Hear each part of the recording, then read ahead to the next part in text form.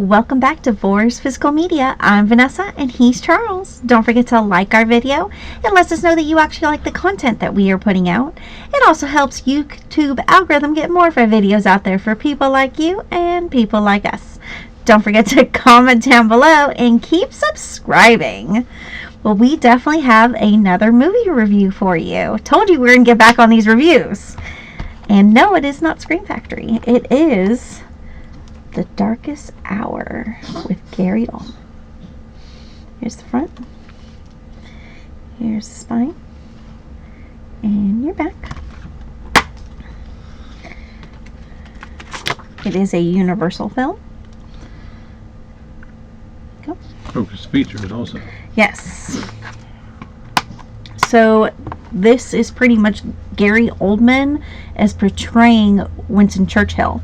So this happens during the time when World War II was happening, when Germany was invading all of Europe and was trying to invade, pretty much get into Britain. And Winston Churchill became the prime minister, and everybody kept telling him what he should do, and he had his own mind. He was not going to do what everybody wanted him to do. He knew what he needed to do. He knew that he did not want to be invaded. And that's pretty much what this movie is about. You want to add anything? Well, I am German. I know you are. But, he knew Hitler was relentless. Hitler didn't give a flying shit who he's killing. And his peace orders were going to be his way of peace orders, where he was in charge of everything. There is nobody else underneath him. And Winston Churchill knew that. It's just the other people in the chamber didn't seem to get what he was doing. It's kind of like nowadays where everybody wants peace, but then there's also comes a point where there's common sense. You're dealing with Hitler. Obviously, he's kind of like Putin. He said what he was going to do, and that's what he was doing. Yeah. He didn't give a shit how many casualties, how many people he had to get killed in order to win whatever he was going after. Right. So that is only a good thing about Hitler. He had his mind made up. He knew what he was doing. He had a plan, and he followed through with it. I will give him props for that. Not just because I'm German, not trying to be ignorant or anything, but he had a goal, and that's what he was doing. Right. Winston Churchill knew exactly what he was going to do. He wasn't going to settle for peace. They were going to invade their island and kill every single person there. He actually went on a train that normally prime ministers don't get on. They don't go out and about and do all that and meet with other people. It was the underground train, actually. Yeah. And he was asking people's opinions about how he should go about this, to hear their opinions, when all the other people from the chamber just wanted to hear peace negotiations. Yeah. Everyone that he spoke to on the train said, no, we are going to fight for our country. We are not going to be invaded. No. If they do come, we're all going to bear arms. Doesn't matter if we're a man, woman, or child. They knew what they needed to do. He knew Hitler was relentless. Anybody has any knowledge of history knows Hitler was not to be fucked with. Yeah. He set a path. That's what he was going after, regardless of who you were. You had to do it. You had to listen to what he said, or he'd kill you. Regardless of how you feel about him, it's kind of the same thing that Putin's doing.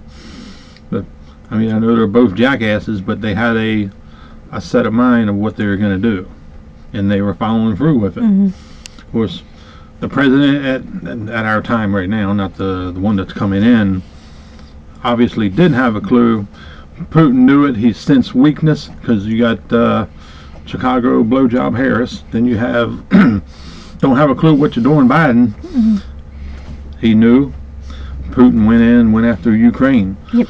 Once again, if the U.S. would not be sending and losing millions and billions and billions of dollars on spending money on Ukraine would have been done.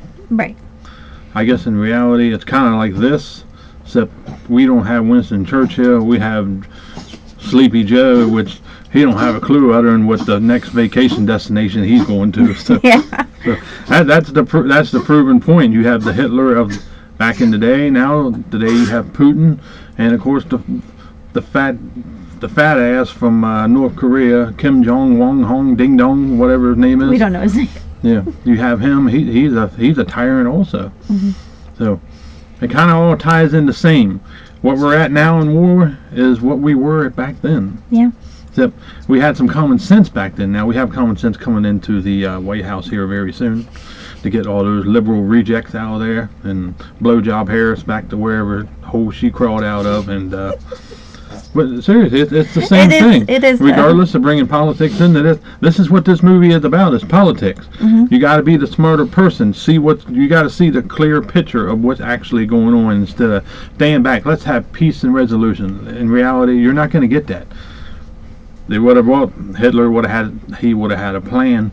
He would have killed every single one of them people over there. And who would have been to blame?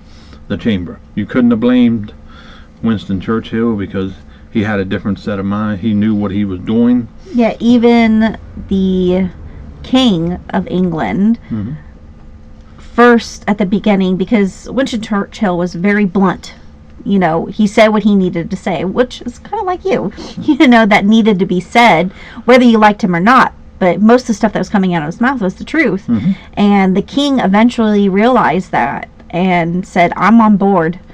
Do what you got to do. I actually rather enjoyed this movie. Great movie. Yeah. Gary Oldman did a hell of a job as Winston Churchill. Yep.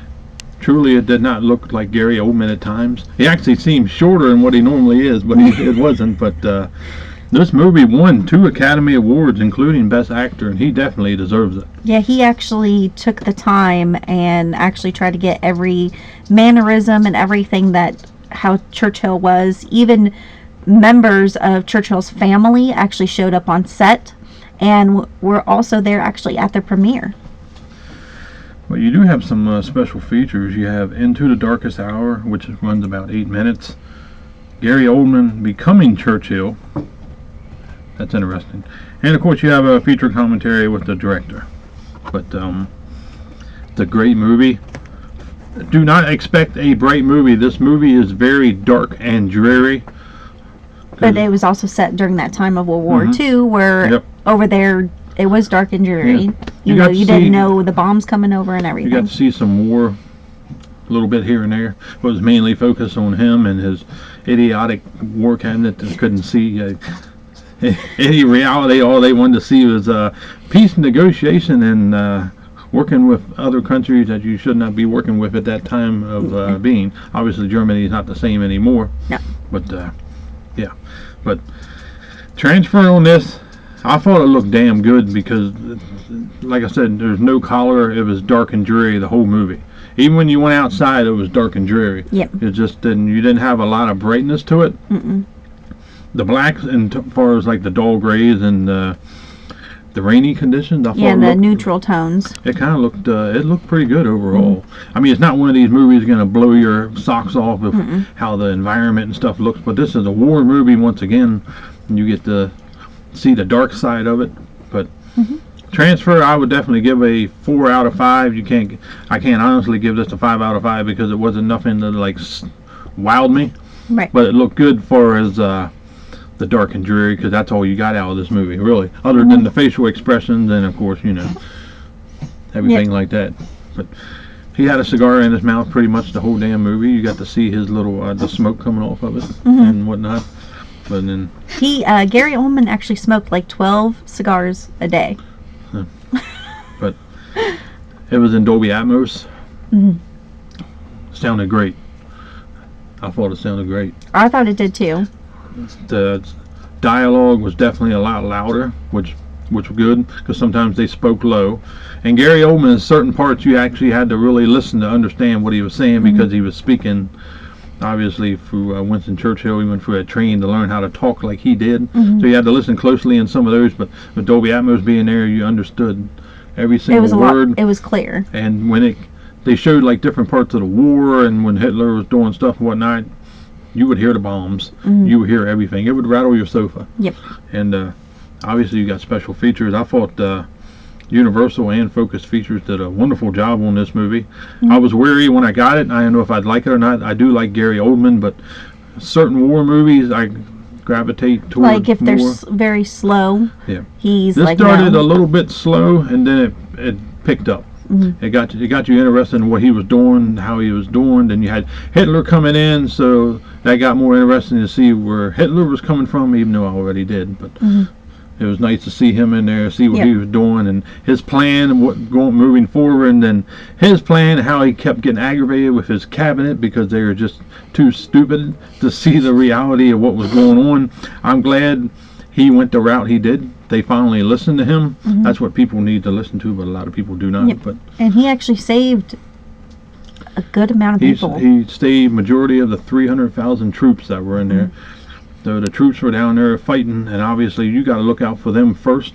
Yeah. Obviously, but if you're trained well, you're going to know exactly what to do in those times. If you're not trained well, and then you're in trouble. Yeah. Obviously.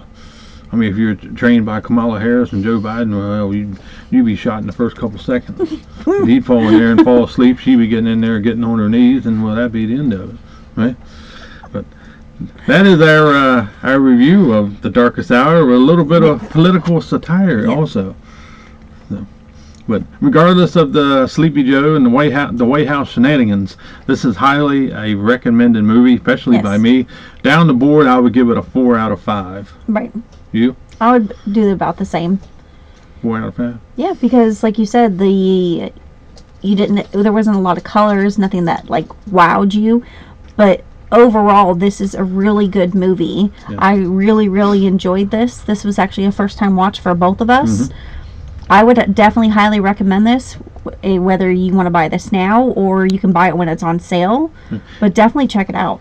It's on sale a good bit. It's definitely worth it. Obviously you can't get the slipcover anymore, but it's well worth the pickup and well worth the watch. Thank you Universal and Focus Features for bringing out such a great movie. Gary Oldman for being such a great star.